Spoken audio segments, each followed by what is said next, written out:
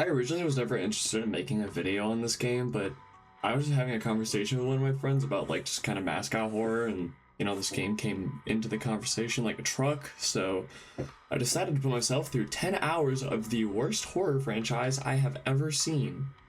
Now, before you rush to the comments to defend the series, I would like for you to, actually watch the video before you come to your conclusions. Also, if you do think I got some things wrong, then you can leave a comment. Tell me why. Don't just say, I hate you, die. But anyway, let's just get into the game.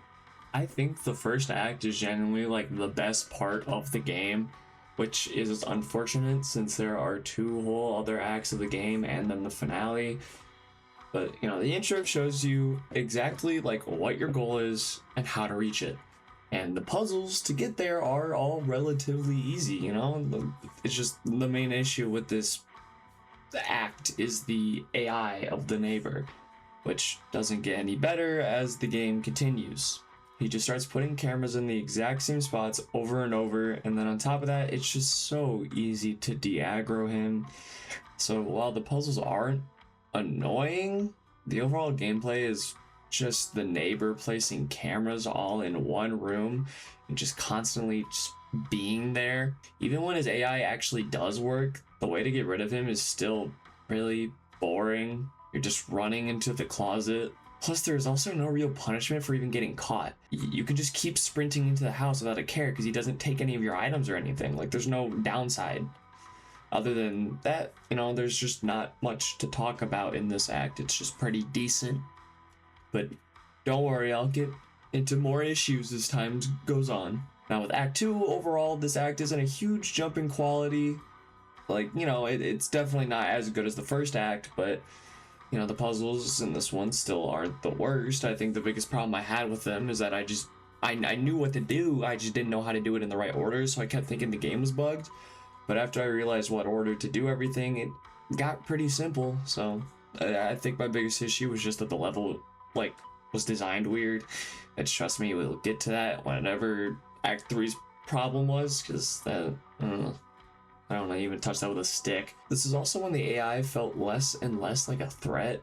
Not only are we significantly faster than the neighbor, but if he is chasing you, you can just go up the ladder, and when he tries to follow you, he's way slower than you, so you just run away right after he starts climbing, so he just isn't an issue anymore. But this act is also pretty short, so there's still not much to talk about. Act 3, however, Act 3 is where the neighbor does some fucking cocaine and has a field day.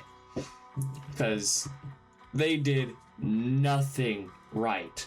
Nothing. I don't think there was a single part of this segment where there was something where I was like, that's pretty good.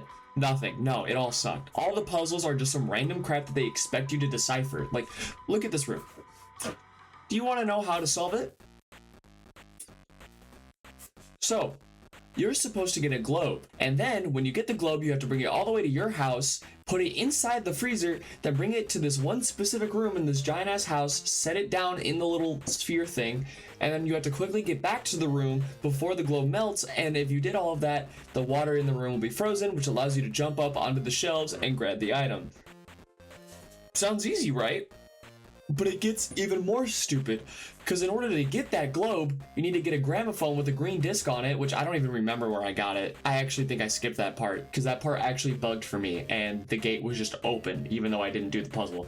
So I skipped that part entirely. I have no idea where you get the green gramophone. You bring it to the room where there are pitching machines shooting the levers, keeping the gate closed, and then you play the disc, which then grows the trees, which stops the pitching machines from shooting the balls into the levers, which then opens the gate for you to get the globe. Now, if you're thinking, how in the world would anyone ever figure that out? Well, the devs thought of that and decided to leave a hint in the room.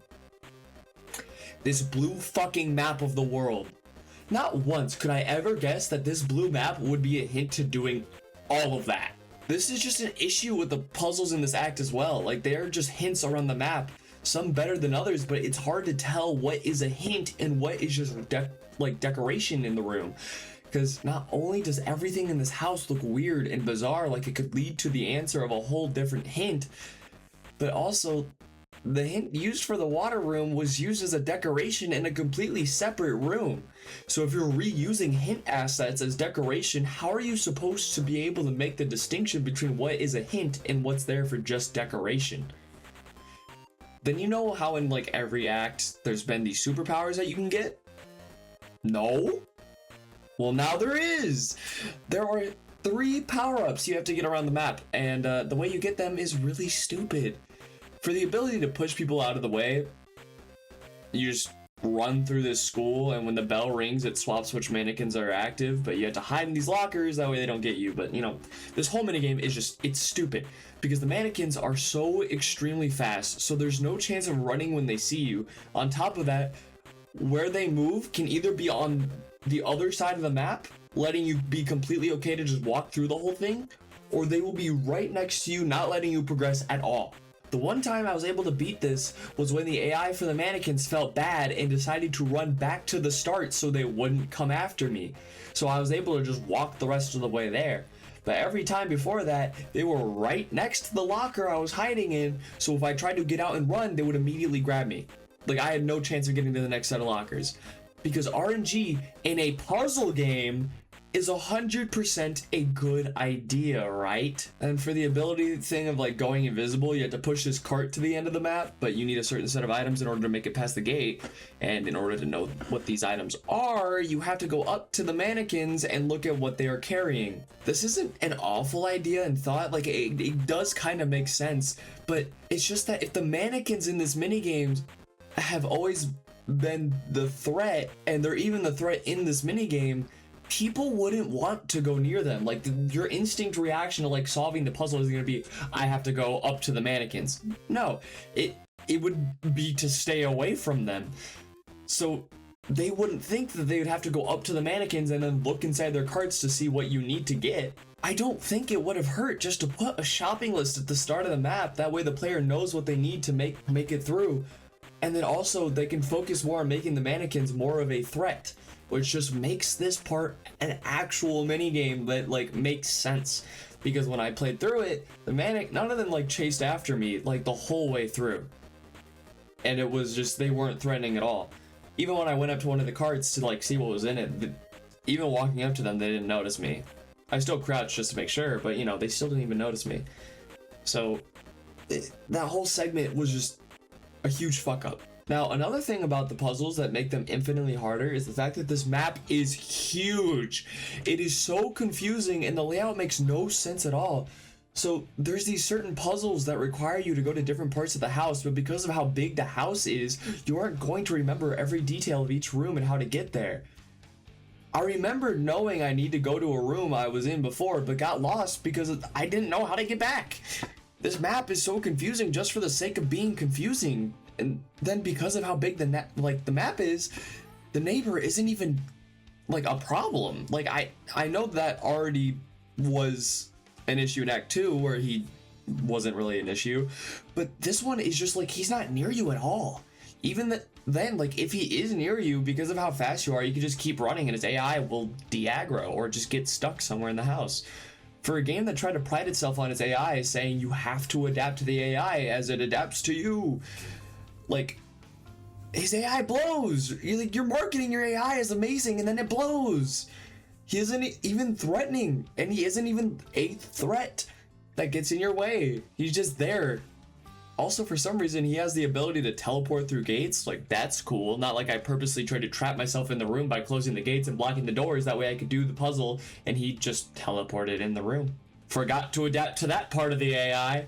Once you're done with that whole act, you go on to the final act, which just like, I mean, it's better than Act 3, so I guess that's something, but here's the music. Why is he just standing there awkwardly? The whole thing just felt confusing and like they didn't finish it. This was really lazy. And then whatever that last part was where you blocked the attacks from the Hidden King to save yourself, like, it was just kind of there, not good, not bad, and it's just, why did they even add this? Like, you could have just ended it after Act 3. And then overall, the game was just a buggy mess that was there for very obviously just money and to get popular from theorizing. You know, I played through this whole game and did not understand a single bit of the story. None of it. And if there was some way to understand it in this game, then that is truly the greatest puzzle of all, because I had no fucking clue what happened at all in this game. Why was his kid in the basement? Why didn't he kill us instead of keeping us in his basement? Why is his house like that? Why was the final act even a thing? Who is this Shadow Man? Like, there's so many questions and none of them get answered. And don't tell me that I had to play the fucking Hello Engineer game to understand the plot, because I refuse to even look at that game. If you're telling a story in your own game, then the story should be, for the most part, self-contained in that game. Obviously, if you want to make a sequel, leave some questions unanswered, but not the whole fucking game. You know, maybe they answer my prayers. They made a sequel, and hopefully that means they fixed every issue I had and made the story make sense, right? So I'm just gonna get the good stuff out of the way first before I tear into this game. Firstly, I'd like to thank Lavender Skulls for making my life hell by buying this game, so I had to talk about it. I already planned on talking about it because I know if I said some bad things about the first game, everyone was going to be like, well, the second game like improved on it, but I had to show that clearly it did and didn't. So, you know, thank you to him for buying it for me. You know, had a nice little 75% off discount. And if you see him in the comments, he's that little skeleton dude that smells, you know? So you see him in the comments, just boo him or something. I don't know. Anyway, this game does fix a lot of the issues I had with the first game. Which, like, for example, the level design, it is a lot less confusing, and I like the idea of going to different houses that are self-contained so that it doesn't get overly confusing and just convoluted. Plus, because the houses are smaller, the people living in said house feel more like a threat because they are actually near you, but at the same time, this is also a double-edged sword to the level design, but I'll get to that later. Then for the puzzles themselves, the hints are a lot more on the nose this time. Like, I actually was able to play like 90% of this game without needing to look up what to do, and most of the time when I did have to look up something, it was just because I was being stupid and didn't go to the right room, or I missed an item in an obvious spot. I can even give a neutral opinion on the music. You know, the music in the first game was awful and hurt my ears, but you know, this one, it was okay at worst. You know, it was as unique as an indie rock band's music, but that's okay, you know, it fits the mood, I guess, and does its job. I also like the style of the game more. It leaned away from like the Luigi's Mansion 2 and 3 art style done horribly and actually made things look half normal. Even the neighbor looks like he knows he's in a midlife crisis, so overall this game is a good improvement over the first game. But they still missed the mark on some pretty important gameplay elements, like, you know how I said that the smaller houses were a double-edged sword? Well, while it does improve the puzzles and make the people living there feel like a threat, they are just always there. A majority of my gameplay at first was hiding in closets or in hidey holes because they were either just always where I was, or because there were no real audio cues to tell you the person wasn't near you. I always thought they were close to me and stayed in the closet. I think if you compare the closets in this game to the lockers in Secrets of the Mimic, you could see what they did wrong. Firstly, the visual effects that shows when they're near you in Hello Neighbor 2 don't really do its job, because if they are above you, it still looks like they're right next to you visually, like with the vignette or whatever.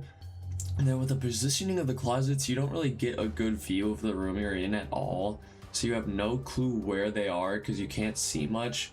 And finally, the audio always sounds the same distance no matter where they are in the house.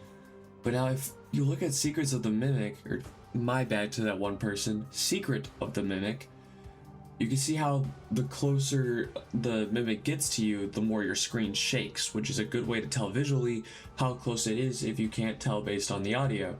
Then they have the audio in their footsteps saying how loud it is, shows how far or close the mimic is to you. Then the final cherry on top is the placement of these lockers is always somewhere that gives you a good view of the area around you, so you know if you can make a run for it or not.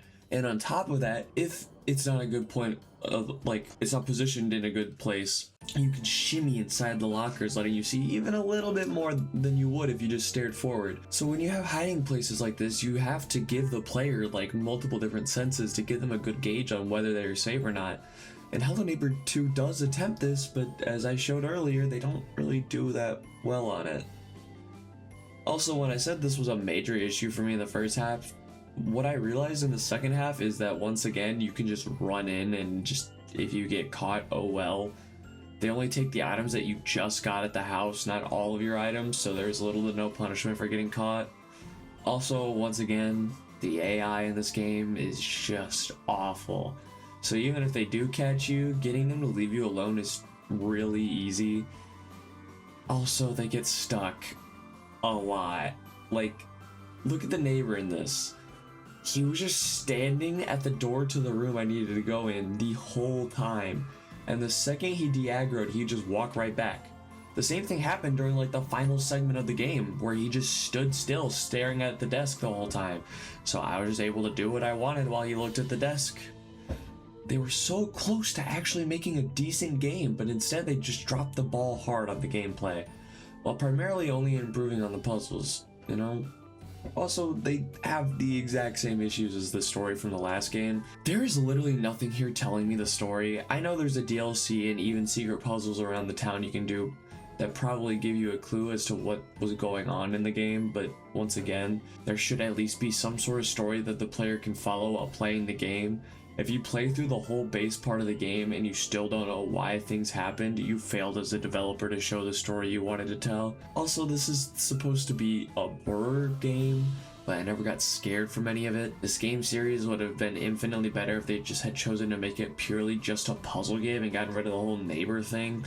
Because I actually had fun solving the puzzles. It was just the neighbor part that completely ruined the entire game for me, which means your game's not good if your whole uniqueness of your game is the part that makes people not like it, you know? So that's why I believe this is one of, if not the worst horror game franchises ever.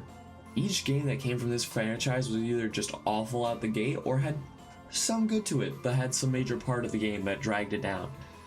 Also, you could just tell how badly they want this series to stay popular by the fact they don't tell their story in the base game, and in order to figure it out, you must play their side games 3, you know, watch all the YouTube videos and read the books if you want to figure out anything in this game. It's just theory bait, which, if it wasn't obvious from the map pad incident already, then I don't know how else to prove it. I did play a little bit of the Hello Neighbor 3 pre-alpha, and I do have a lot of problems with that, but you know, it's a pre-alpha, so like I'm not gonna sit there and dog on it. It's going to change, so I'd rather just wait. My main question is just, why was it even released? It just seemed like rushed. Could have just waited till you had an alpha ready, something of actual substance. But other than that, I won't talk about the game. I'll keep an eye on it though, because if it can fix my issues with the gameplay from the second game, maybe they can finally release a good game in the franchise. And why is he green? Anyway, if you guys have any complaints about the things I said, please leave a comment. Let's actually, you know, be people. Let's communicate. Let's talk about it rather than people just saying fuck you, die, or calling me the N-word. Man, Poppy Playtime fans suck. I'm not kidding, I've been called that multiple times over saying I don't like Poppy Playtime. And also, if you want to see more reviews like this, please leave a like and subscribe, and I will see you all in 2 weeks.